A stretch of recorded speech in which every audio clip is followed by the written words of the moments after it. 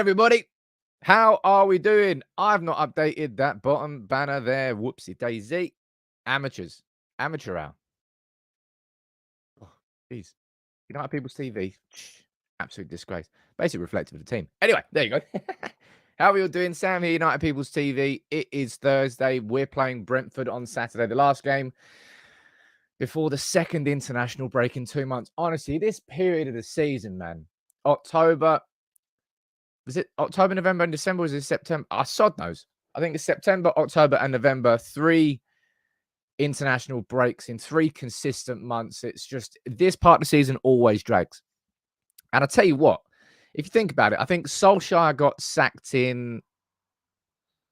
I think he got, was it November? I think Solskjaer got sacked in November. Mourinho got sacked in December. So in previous seasons as well, it's been a period where United have really struggled. Boy. So I'm going to speak about this morning. My head's all over the shop. A bit like Man United, really. I'm going to speak about Ten Hag and the mental struggles of this football club, the mental struggles of this football team. This is a conversation we had last year, right? There's a conversation we're having again this year.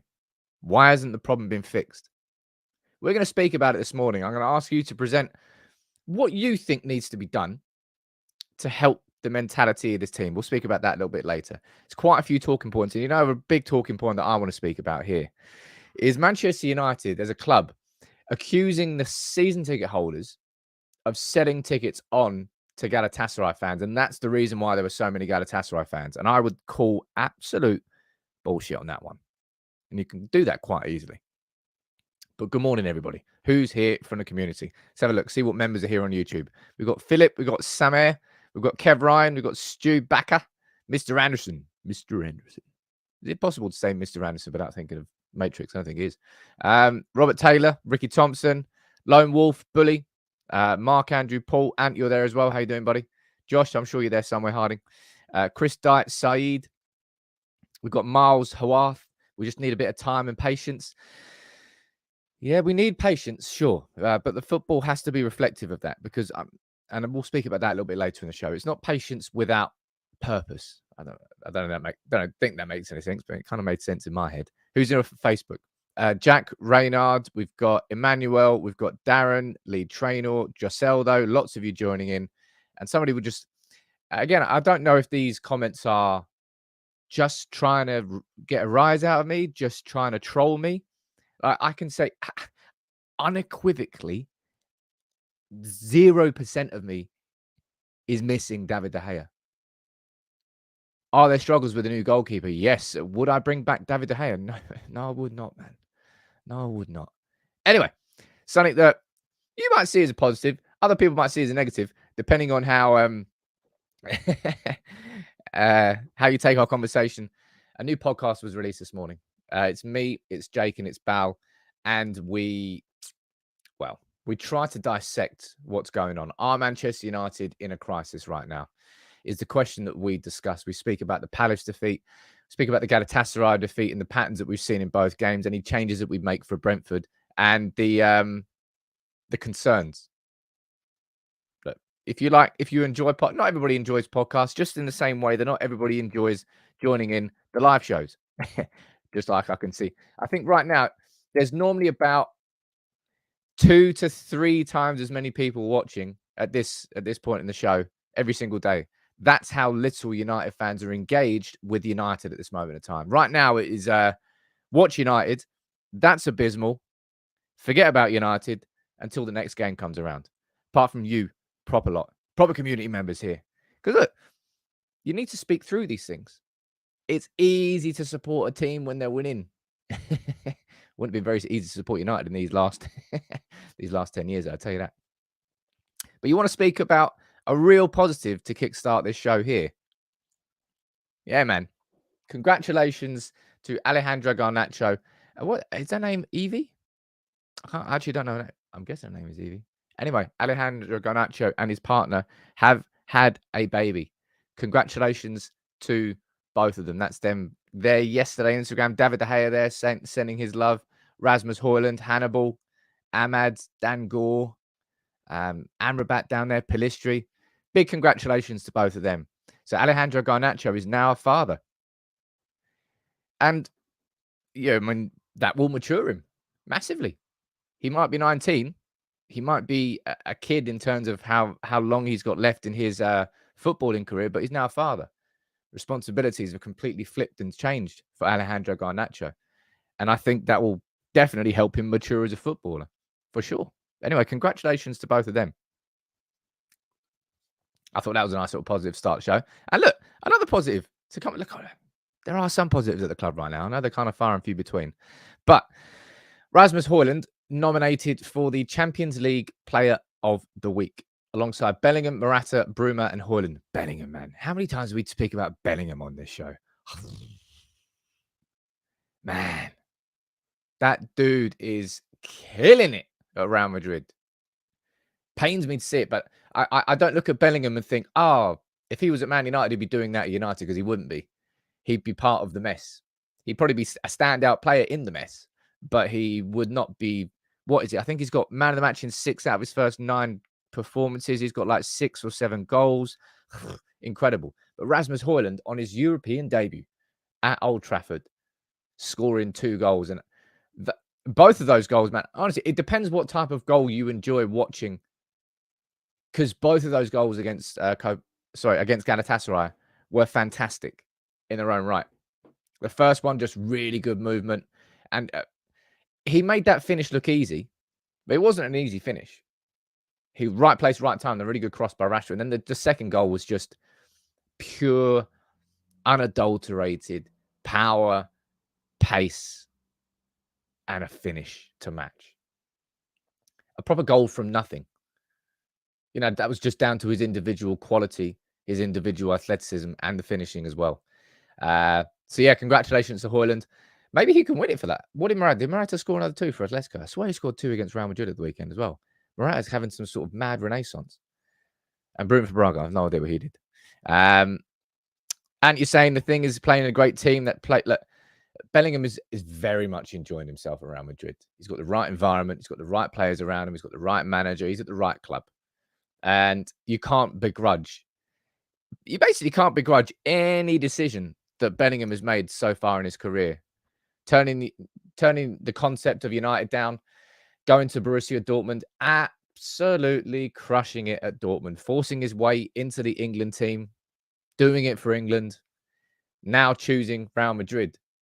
He's and all of this at the age of 20. Bellingham's 20, Hojlund's 20. You think about that, right? That really, when you have a direct comparison, that it really puts things into perspective. Like Hojlund has come to our club as a 20-year-old, having scored 9 goals in Serie A. Basically had like a half a breakthrough season. That's what Rasmus Hojlund has had. Jude Bellingham. It feels like we've been speaking about, because we've been speaking about Jude Bellingham for like 3 odd years, because he went to Dortmund when he was so young and crushed it straight away. So at 20, both of them are at different points in their career path. But Bellingham is way beyond where Hojlund is. It's because he started so incredibly early. I speak about Bellingham a lot. Man, he's good. Man, he's good. You just have to appreciate talent sometimes. But yeah, Hojlund, hopefully he wins that. That'd be cool. That'd be awesome for him, wouldn't it? I think it'd be fancy. Oh, look, there's a little post there from Hojlund as well. The facial expression is enough said. We've got to stick together. I can't go there. 1 sec. We've got to stick together and work hard from here and onwards. See you all on Saturday. Time to bounce back. It was kind of time to bounce back after the Arsenal game. It was time to bounce back after the Bayern game. Time to bounce back after the Brighton game. And then we did bounce back. We need to do more than bounce back. This isn't about bouncing back, because what are we bouncing back to? We need to bounce vertically upwards. We need to set a new minimum at this club, which has just absolutely slipped through our fingers. But Rasmus Hojlund here, Mania. When you talk about Bellingham, I wonder why we signed the worst out of the trio. especially from a mentality point. I have no idea what you're talking about there. I have no idea what you're talking about. Save the Jungle. I enjoyed watching Newcastle yesterday. Yeah, it was quite interesting watching Saudi Arabia beat Qatar 4-1. It was really strange to see that in Champions League, but yeah, fair play to them. Fair play to them. But look, there's something I want to speak about here, which I think is, I don't know the right way to describe this actually, really. I'm not even slightly surprised, but it's kind of despicable that that it's happening, right? This. Come from the BBC, come from Simon Stone. Manchester United believe that season ticket holders were selling on to Galatasaray fans, right? Let me read the story before we get into it. Manchester United believe the huge numbers of Galatasaray supporters in home areas at Old Trafford on Tuesday was due in part to season ticket holders selling on their tickets. And you've seen all the photos, right? You've seen all the videos, you've seen all the photos. And it is absolutely ridiculous that Manchester United as a football club is pointing fingers at the season ticket holders, effectively accusing them of touting, selling on to Galatasaray fans. And it is so easy to call it out for this reason, right? Manchester United pointing the fingers at season ticket holders. You know what I can do right now? I can go here. This is Manchester United's official website. Okay? I can go right here. I can click this section here. Let me go full screen so you can see this. I can click right there. This is for the Man United against Copenhagen game, as you can see up there. Click those seats. £175 per seat, right? Let me go down there. £175. Let me select that seat. Let me go through. Oh, God. I'll be assigned a queue number now. Select all the motorcycles. This is brilliant. Bet this won't work. Right. Choose your own seats. £175. Can you see what that includes? That seat includes access to the museum post-match. £175. £175 for a bang average basic seat, but you get access to the museum. That is direct touting by the club. Direct touting. And you know what's even, funny is the wrong word. Oh, bugger off. I don't care. So let me go back to here. There we go, right? You see this map? Zoom in here. This map of Old Trafford. You can see that's the tunnel where the players come out of. That's the Stretford end there. N3408. Keep an eye on where that is, okay? Because look at this. This is a video of Galatasaray fans. And it's almost as if, let's zoom back a little tiny bit there. It's almost as if those seats right there are in this section right here.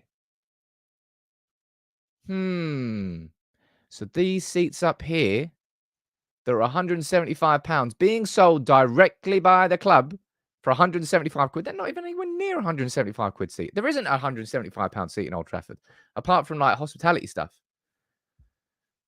It's so easy to call out the bollocks.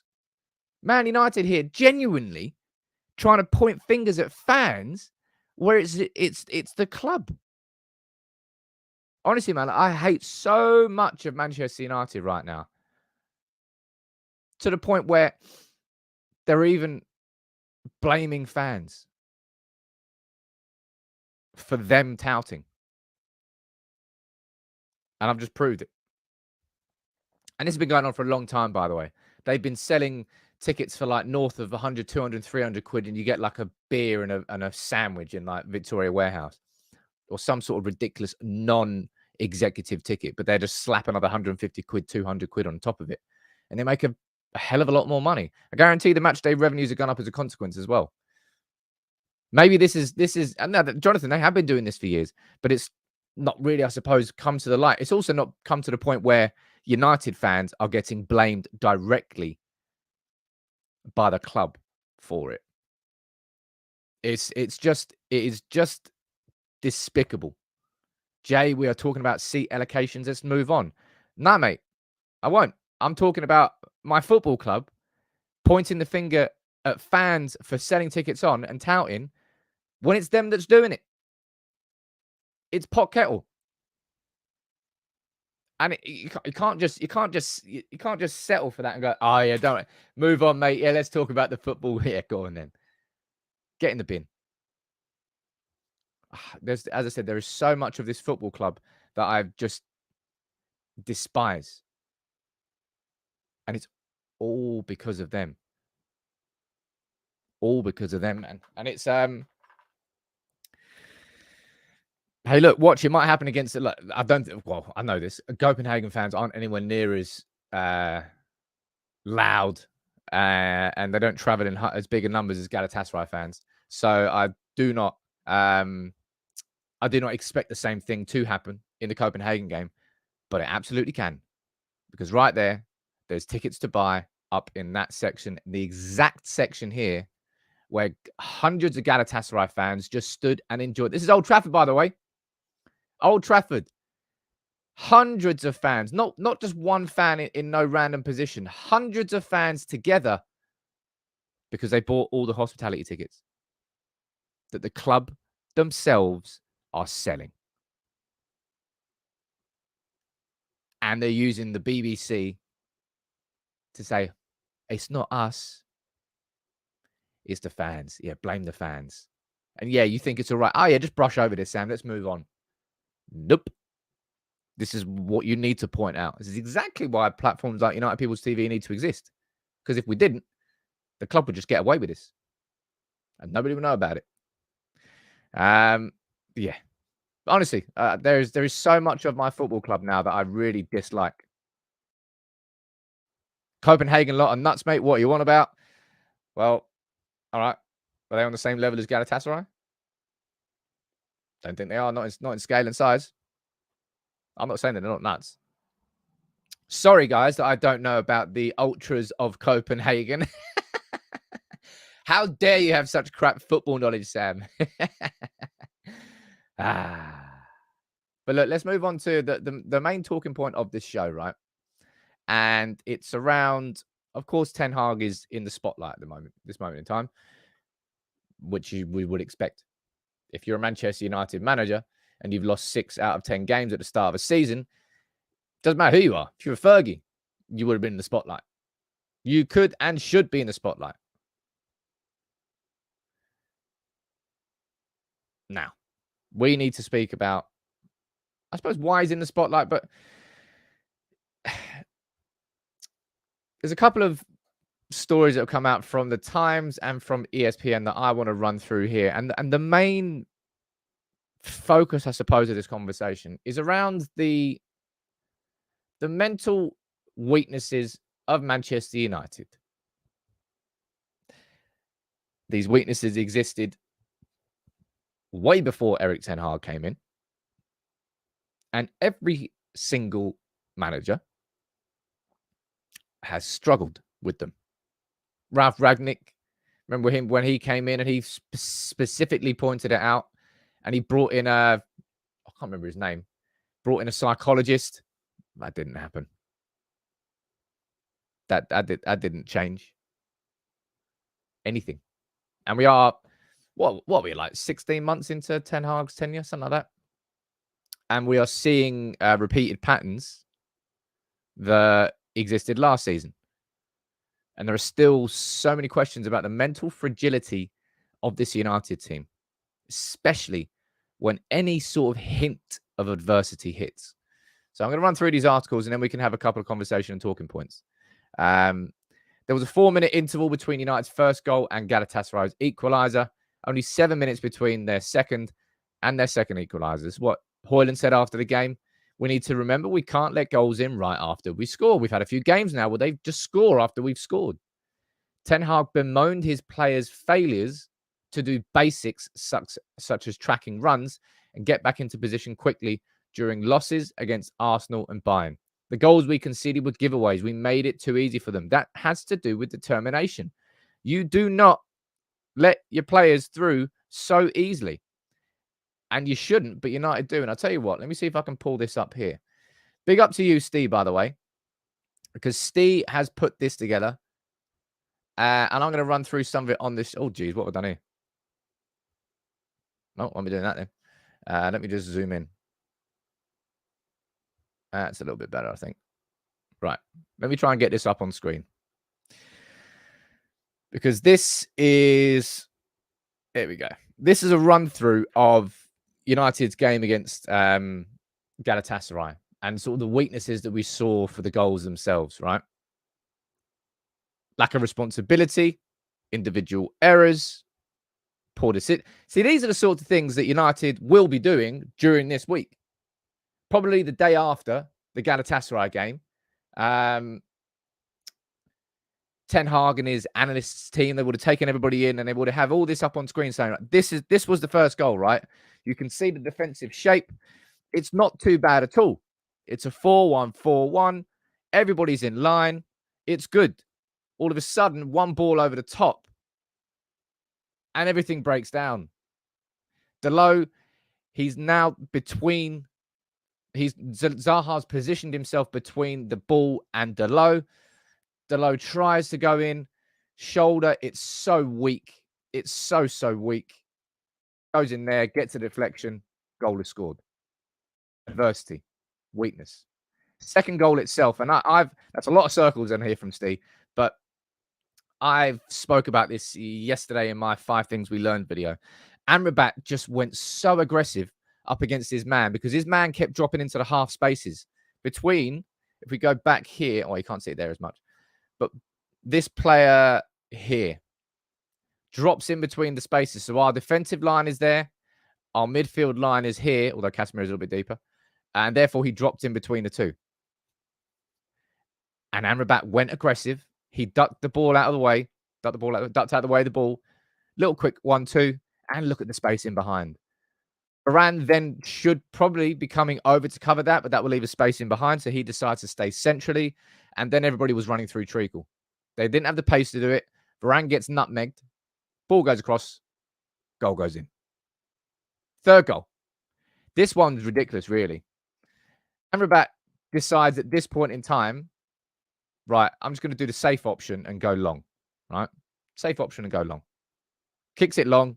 It comes back. How that turned into an assist, right?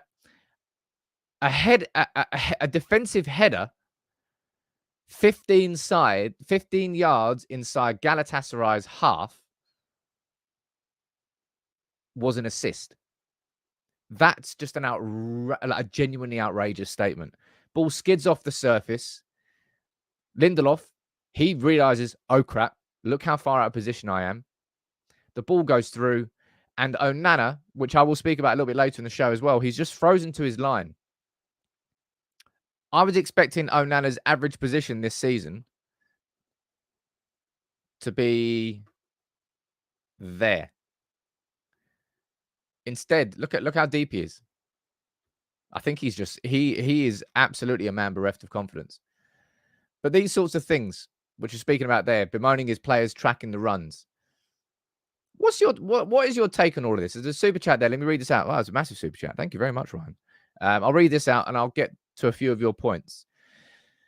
My question to you is those sorts of goals, right, that we've just conceded there. They're just stupid. Like the strength, the lack of strength that is shown in that fight. The second one, Amrabat going far too forward and then coming straight back. And that was a couple of minutes after we scored, both of those. What do you think is causing that? Because it happens so often that something must be happening. Now, I've got 3 things I want to speak about, but I'm going to go down and read your comments after this. Ryan, thank you very much for this, dude. What are you saying? You're saying, I agree. I was at a game pitch side, Fergie stand, and Rashford looked like he wasn't mentally on the pitch. Bruno was shouting so aggressively to Delo, I thought they were going to fight in the middle of the game. Bruno definitely gets criticism for when United are in adverse positions. Because Bruno's natural emotional reaction to that is to go a million miles an hour, which can sometimes be a good thing, but sometimes you need a bit of a calming presence to lead you through that situation. And that is where I do agree there is a bit of a fault with Bruno Fernandes. And Rashford, his body language, like body language isn't everything, but you can tell, like, if somebody's crying, you know they're upset. I suppose emotions are different to body language, but body language is a reflection of emotions.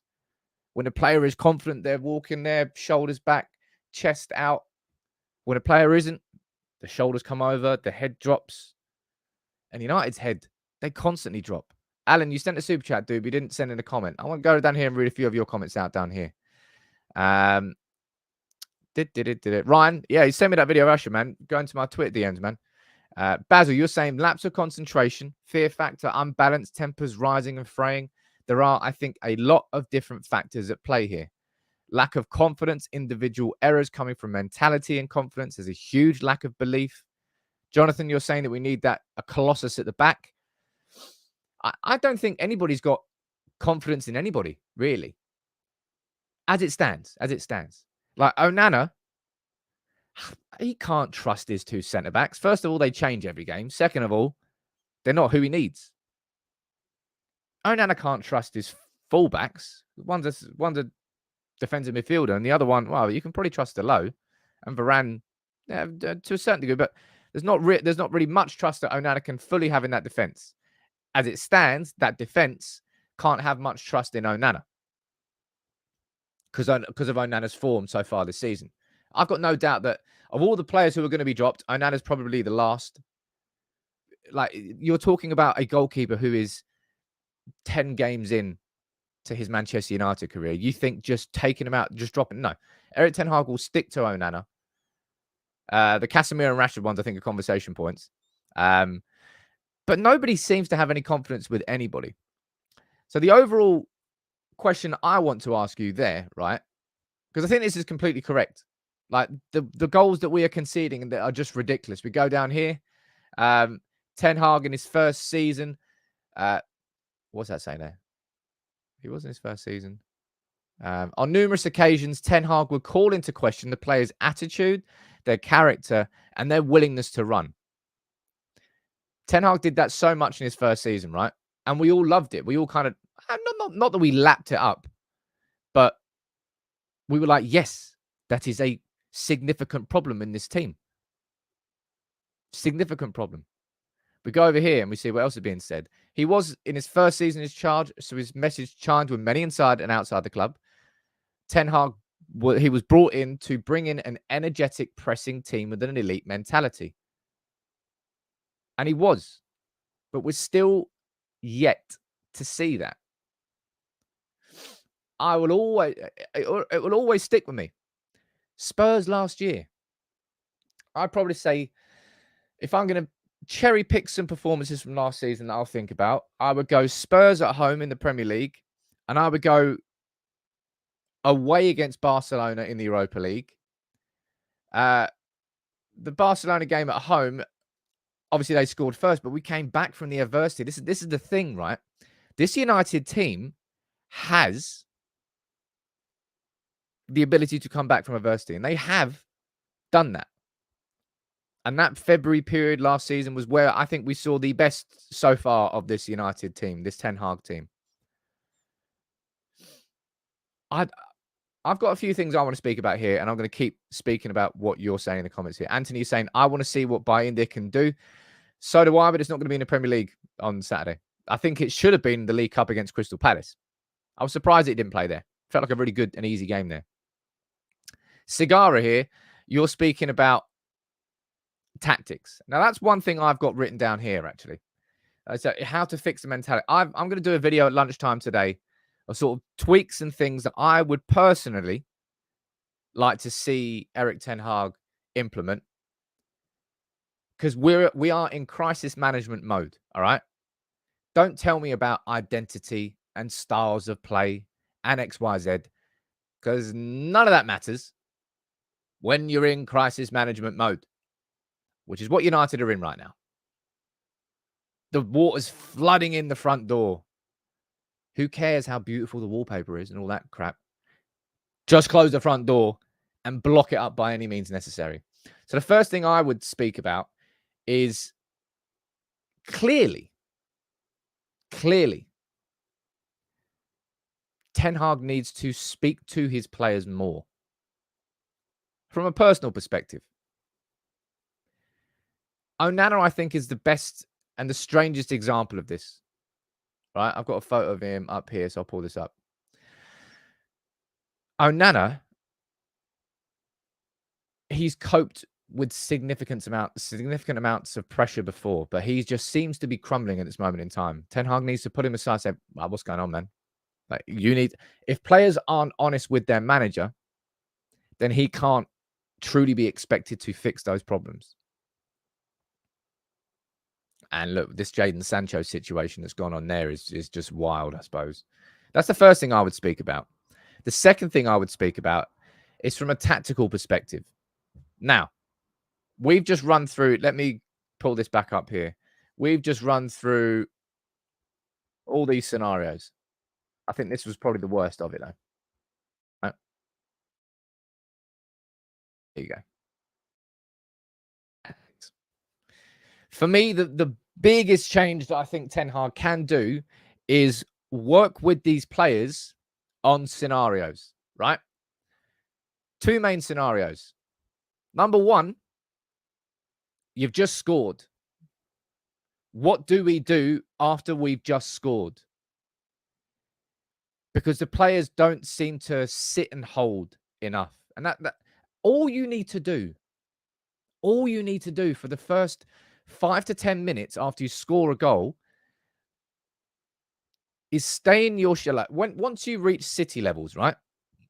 Then once you've scored a goal, you can really aggressively go on the front foot and you can try and score a second straight away, because that's what elite teams do. Once you scored a goal, you realize that the opposition is going to be down and you can use that to your advantage. AZ Rule saying Sam is teaching Ten Hag. No, I'm not fucking teaching Ten Hag. I'm coming with some trolling comments, man. I'm trying to look at, from my own fans' perspective, what I think I can see wrong with his team. And I think Ten Hag is, because he's got that mentality. He's come from Ajax, right? Ajax were expected to win every single game, every single week. So he understands the environment of being at a club where winning is expected. It's just that the scrutiny has gone up a millionfold at Manchester United, because Manchester United is, well, Ajax and United cannot be compared in the scale of their clubs. But the expectations remain the same. So this is a perfect example here, because after we scored the second against Galatasaray, there was absolutely no need for Amrabat to be this aggressive. All Manchester United needed to do at that point in time was stay in your midfield line, stay in your defensive line, stay in your attacking line, and just move back. Just move slightly back. If you do that, because Galatasaray have just conceded, they are going to come forward at you. They are going to try and score because they now need to score. Therefore, you don't need to force the spaces, because Galatasaray are going to come at you. And it's just a bit, I think tactically, I think that's where Ten Hag needs to help these players. It feels like we're going too aggressive still after scoring.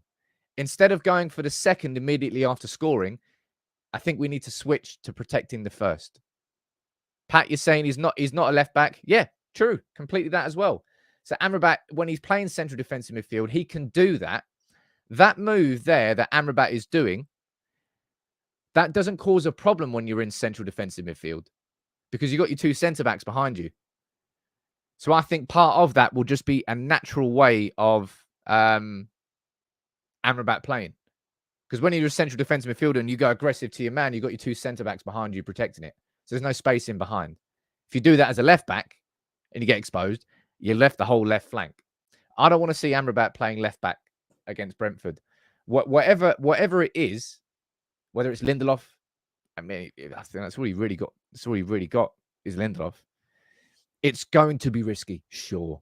Lindelof and Maguire. Lindelof playing left-back, Maguire playing left centre-back. I do not like it at all. However, we need Amrabat in central defensive midfield. That goal there really, really showed it. And yeah, I think tactically Ten Hag has to get these players just being a little bit less aggressive after we score. And then when we concede, oi, I don't really know. I don't really know. Because these players just seem to go, heads drop. I think you saw Hojlund trying to G everyone up straight after. You've seen, where does that come from? Does that come from leaders on the pitch? I suppose is probably where you're looking at from that point of view. When you concede and everybody needs to get straight back in the game, get their heads in the game and get back. It probably comes from the players on the pitch. So you'll be looking towards Bruno Fernandes to be getting better, to be doing far, far better at that. Other vocal leaders on the pitch to be making sure the heads do not drop. I'm going to go down there and see what you're saying. Sam, man, you think, you can guarantee that Amrabat will be playing left back because Ten Hag is a stubborn man. Dude, you can, Ten Hag is a stubborn man. But as I said, alternative wise, it is like choosing shit or a different shade of shit. I would prefer that he chose that different shade. And Lindelof, people are going to start throwing like Anthony in there. I'm like, calm down there. Calm down there. I mean, technically, because he's basically the only reason you're saying that is because Anthony's left-footed. It's the only reason you would say that. Maybe he would do a job there. But boy, if someone's going to leave defensive spaces, I think he's one of them. Now, fingers crossed, right? Fingers crossed that this is correct. Well, not correct, sorry. But fingers crossed we get Reguilon back. Of all the injuries that have happened to United this season, and there are plenty of them, it's the left-back one that has hurt us the most this season. It's hurt us badly in our build-up, in our defensive shape, in Rashford. Our whole left flank has been non-existent all season long. Cambo coming here fighting. Sam, last year, goalie errors were David De Gea's fault, but apparently this year it's a fault of the back line. Double standards, in my opinion. I honestly, can somebody tell me now? I'm going to sit here and pause the show for a minute. What's with the energy with De Gea? Do you just enjoy arguing? Do you want to be proven correct? Where's the value? What's the point? Seriously, what is the point in just constantly speaking about De Gea? He doesn't play for our club anymore. He will never play for our club again. What does it matter? I'm genuinely curious. I wouldn't say this is biting, but this is biting. But I honestly, I'm just curious as to why? What are you thinking? Like, what benefits are you trying to get? I think it must just be you just all you want is a little one up. Just a little one up. Sam, what's the primary duty of a goalkeeper, please? Does no one remember what David De Gea had been doing for the last 3 seasons? Do you not remember Sevilla last season? Jeez. I think it's selective memories. It must be selective memories.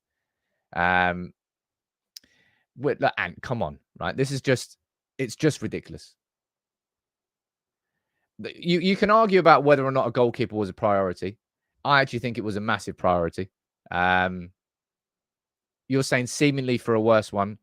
We all know that Onana is significantly better than he is playing currently. Right? Marcus Rashford scored 30 goals last season. 30. And look at him now. Does that make Rashford an abysmal player? No, but he is in some spooky form. And so is Onana. And I really hope that it's not that I hope he turns it around. I know he will. But He's making it difficult for himself, isn't he? What do you think Erik Ten Hag does next? Or what do you? Okay, I'm asking down in the comments. What do you think should be happening next with Erik Ten Hag and Andrea Onana? Jack, what are you saying, dude? I'd like to see what the team could do if there was, say, a run of 10 games and no injuries. When did that last happen? Hey, Jack, the truth be told, the physical requirements of modern football, I think I've said this quite a few times. Like back in the day, you could have a little pot belly, a little bit. You could have a pot belly and be a professional Premier League footballer. It's fine. Everybody now is shredded. Everybody is an athlete. The intensity of the game has gone up so much over the last 5 years. The pace you play it at, the sprint speeds, just the pure speed of the game has gone up so much. Tactically, the tactics have evolved as a consequence of that. Now you're saying like fullbacks like Kyle Walker, basically 100-meter runners. They're so rapid, up and down, bombing it up and down the pitch. The modern day requirement of a central midfielder is a Declan Rice, a Jude Bellingham, somebody who's just absolutely everywhere, constantly 24/7, within 10 yards of the ball. The physical requirements of players are so much more that injuries, there's more of them because their bodies are getting pushed. Add in the fact that you've got overloads of games. Add in the fact that you've thrown in mid-season World Cups and Man United doing a commercial preseason and Ten Hag's intense style of football. It's just, it's a recipe for disaster, really. And you're seeing that with the injuries we've got. Jonathan, dude, does nobody remember do you just like selective memory over the last like 3 seasons of David De Gea in goal at Manchester United? I think it must be that. And it must be because, and I get it. De Gea was incredible for us for so long, but he was not that goalkeeper for like 3 seasons. Do you not remember the FA Cup? Go and watch the FA Cup final. That might trigger a little memory for you. Oi, it's fun. I've lost the plot, apparently. That's good. It's good news. Basil, you're saying a decent conversation between manager and player, heart to heart. Onana is definitely struggling. And I'm really surprised by it. I expected him to be really strong as a character. And I thought that was kind of a big asset as to why he was a good signing for us. And I still think he is. And I still know he will be. And as I said, Sam De Gea was only 19. Yeah, cool. If lots of you were fans of United back in De Gea's first season, you would have thrown him into the trash. Just dashed him straight out. Let's move on. I think the De Gea situation, I remember when I clashed with all the Ronaldo fans. Whee! I think I'm going to start clashing with all the De Gea fans again. I clashed with the De Gea fans last year when I said he had to leave, and he had to leave. David De Gea still does not have a football club. How does that not tell you everything that you need to know about David De Gea's stature in the modern game? I don't get it. I do not get it. I really, really don't. I'm going to wrap up this show quite soon because it's just going to start descending into a bit of an argument, I think. Don't mean it to, but it's where United are at this moment in time, isn't it? Tom, thank you so much. I've just seen what Tom's done. Tom's just gifted 5 memberships. There's 5 of you who want to join into the Discord. Jeez. Come into the member group chat. Come on, man. Richie, Sam spent all summer overhyping Onana out of proportion. He's crap. Yep, indeed. He played in the Champions League final. He made more saves than any goalkeeper in the Champions League last season. Yep, he's a crap goalkeeper. Thank you very much, Richie, for your detailed insight and analysis. Did I overhype Onana? I think I probably did. Because I didn't expect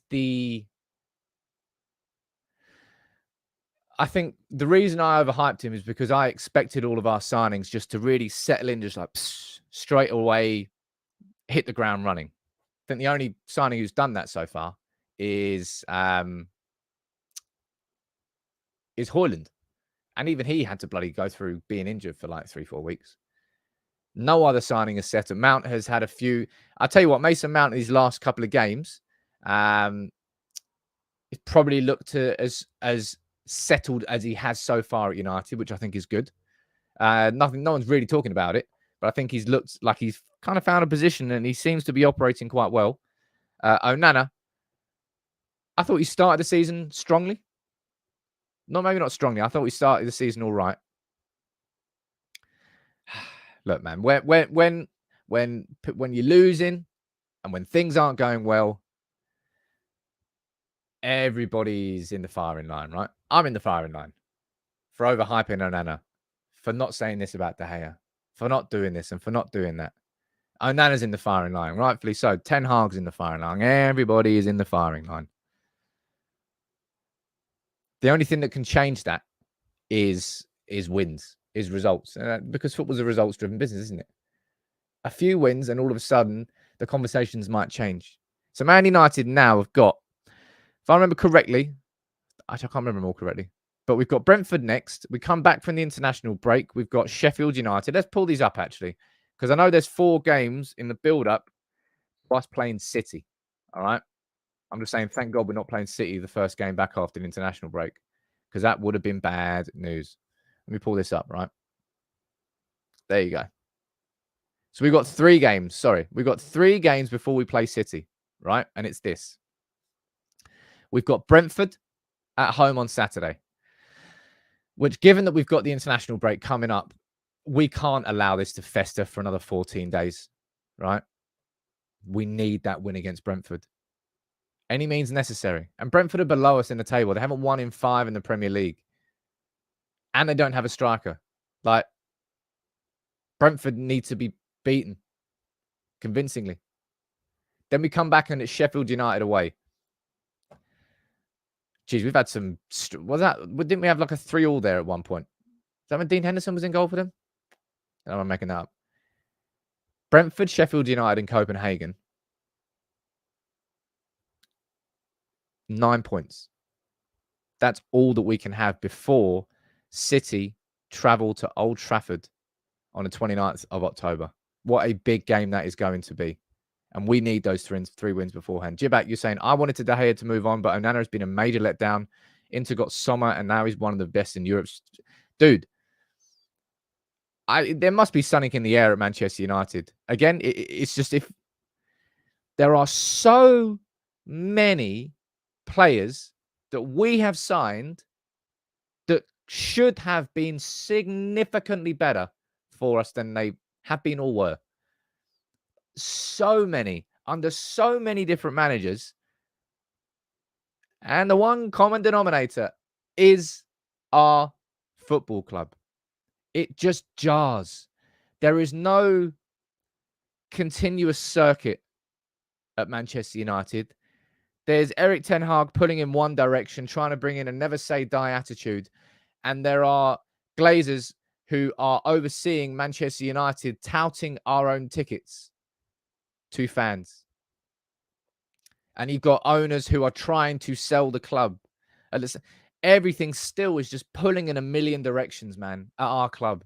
Look, we've had a Fergie recommendation and a replacement. We've had one of the most experienced coaches in the world in Louis van Gaal. We've had one of the best managers in the world in Jose Mourinho. We've had a club legend coming up as a prospective coach with a real feel-good factor, but you didn't know whether he was going to be good enough or not. And then you had a football director brought in to be an interim manager. And now you've got a manager here in Erik Ten Hag, who was considered, before he came to United, one of the best of the new crop of upcoming managers. He was, 52 years ahead of him. Had a good track record at Ajax, had created and built 2 different Ajax teams in different cycles, brought through the youth. And all of these managers, all these different varieties of managers, every single one of them has run into similar problems at Manchester United. Like, if you cannot understand, Spencer, you've written it down there. Manchester United is a poisonous environment. It's like getting bitten from every direction instead of going into work every day and everything's just smooth running. It's perfect.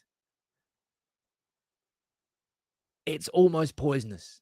It's almost like the club itself is trying to make you fail. And I will not turn against Erik ten Hag, not for the time being. And it's not even considering it.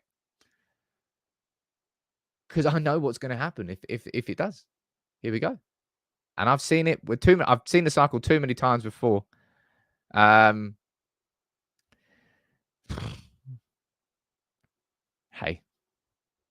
Man United. I love the club. I love being a United fan, but I hate so much about United. And that will never change until the Glazer family are out of control of our club. Win against Brentford is necessary. I think some changes are needed. My lunchtime video today is going to run through a few of those. What I think it needs to happen. You can let me know whether you agree in the comments below. I'm gonna go. I'll be back tomorrow for another Chipper live chat. Man, it has been one hell of a taxing start to the season. Jeez.